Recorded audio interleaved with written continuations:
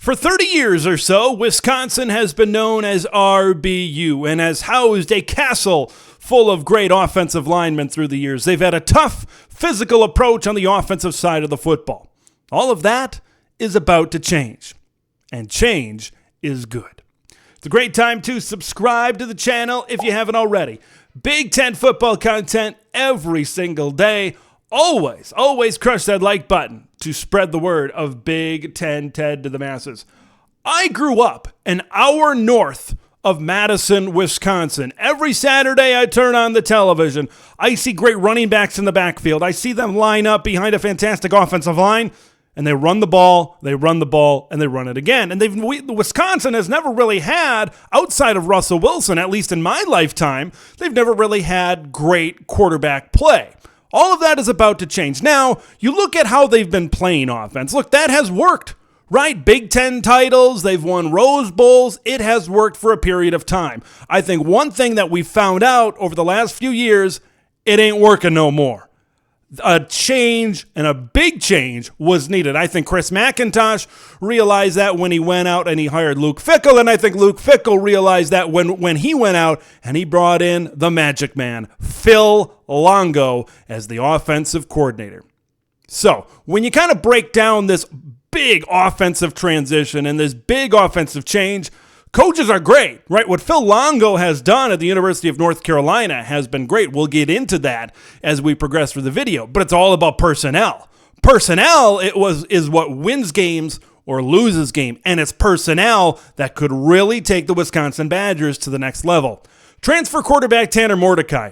He's about to be put into a rocket ship, and this Wisconsin offense, he may be commanding it because this Wisconsin offense may blast to a whole new stratosphere with Phil Longo and Tanner Mordecai leading the show. Like, you look at the last few years with Tanner Mordecai at SMU, this is a guy that's thrown for over 3,000 yards, 30 touchdowns. He will be, when he steps foot before week one plays, he's probably going to be a top 5 quarterback in the Big Ten Conference.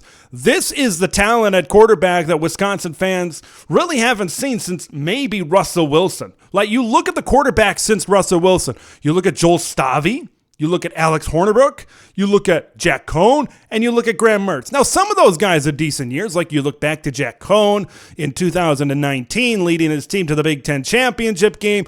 Hornibrook, Stavey, they all had decent seasons, but they didn't scare anybody. You didn't see an opposing defense like, oh, they're going to go off for 250 or 300 on us today. Like, that just didn't happen with Wisconsin. When you played Wisconsin, you knew you had to buck up.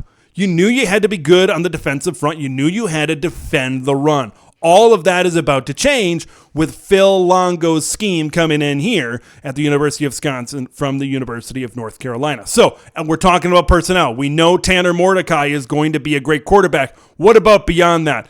Look, they've got a stable of wide receivers in Madison. I think that they're going to take a few jumps up. So you look at Chemre Dike, you look at Skylar Bell. Both of those guys had flashes of brilliance throughout this season, going back to Chemre Dike, maybe even last season as well. Now you put in an air raid offense and a great quarterback like Tanner Mordecai, those guys are going to take a huge step up. And then you take a look at Keontez Lewis, Marcus Allen, who briefly transferred to Minnesota and then came back somehow. Like, this is a stable of wide receivers that's going to mesh well with the offensive scheme and with Tanner Mordecai at quarterback. Now, the big question has to be, the best player that you're bringing back on your football team is Braelon Allen, one of the top running backs in the Big Ten Conference. Now you're switching to this air raid scheme, like to throw the football around. You got a really good quarterback. What about Braelon Allen? Is Braelon Allen a threat to transfer out of Wisconsin due to this system? And I'm going to, if you say yes, I'm going to stop you in your tracks. You better check yourself. Because this offense can produce very good running production. Let's cite it.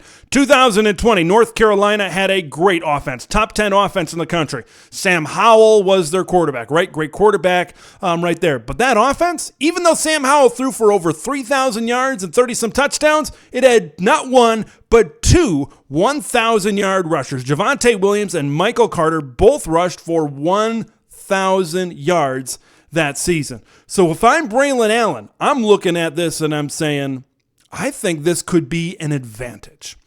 Because for so many years, the last two included, for so many years, when you defend Wisconsin, you've got to stack the box and you've got to try to out-physical them. And Wisconsin has been so dependent on their offensive linemen getting a great push, ramming forward in run blocking, that, when they aren't able to do it, like, maybe this year, it doesn't really turn out that well. When you don't have that much of a passing game, then your offense becomes kind of stagnant. Now, when your offense spreads out a little bit and this offense is throwing the football around, I think there's going to be more running lanes in the running game with an effective and dangerous passing game. I actually think this could be the best season that we have seen out of Braelon Allen to date. I really do. So, Braelon Allen, if you're thinking about transferring, let's get into spring ball. Let's see how it goes, because you put Braelon Allen, Tanner Mordecai, this group of wide receivers, this could be one of the biggest jumps in terms of an offense I think that we've seen in a long time in the Big Ten Conference. I want to know what you guys think. Do you think this big offensive transition, this big offensive shift from an I formation type of running game to spread it out air raid, do you think it's going to work in Madison, Wisconsin? Or do you think it's going to end up like the Gary Anderson years where they shift some things around and all in all, the Wisconsin style is maybe the way to go? Leave your thoughts in the comments below. Make sure you subscribe if you haven't already. I'm Big Ten Ted. We will see you in the next one.